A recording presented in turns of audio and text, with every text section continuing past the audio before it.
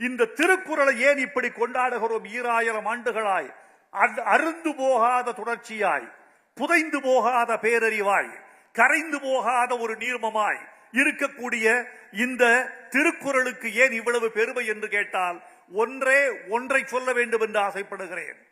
இந்திய அரசமைப்பு சட்டம் எழுதப்பட்டு 75 ஆண்டுகள் முடிந்து விட்டன. இந்த 75 ஆண்டுகளில் இந்திய அரசமைப்பு சட்டம் எனக்கு தெரிந்த தகவலின்படி 101 முறை திருத்தப்பட்டிருக்கிறது. 75 ஆண்டுகளில் 101 முறை திருத்தப்பட்டிருக்கிறது. இந்தியாவின் அரசமைப்பு மேதைகளாலும் சட்ட வல்லுநர்களாலும் சமுதாய அக்கறை மிக்கவர்களாலும் ஆங்கில பேராசன்களாலும் உலக அரசமைப்பை கரைத்து குடித்த பெருமக்களாலும் இயற்றப்பட்ட அரசமைப்பு 101 முறை திருத்தப்பட்டிருக்கிறது.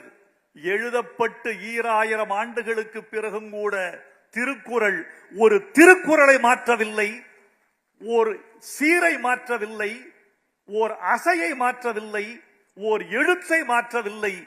2000 ஆண்டுகளாக எங்கள் திருக்குறள் திருத்தப்படாத பெருமையில் இருக்கிறது. ஆனாலும் அந்த திருக்குறளை நான் ஓர் அனாதை அறிவு என்றுதான் சொல்லுவேன்.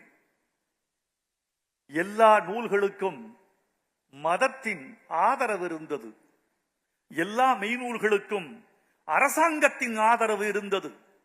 மதத்தின் ஆதரவு இல்லாமல், அரசாங்கத்தின் ஆதரவு இல்லாமல், ஓர் அரசனின் ஆசீர்வாதம் இல்லாமல் எந்த ஒரு பெரிய மெய்நூலும் இந்த உலகத்தில் நிலை பெற்றதாய் தகவல் இல்லை.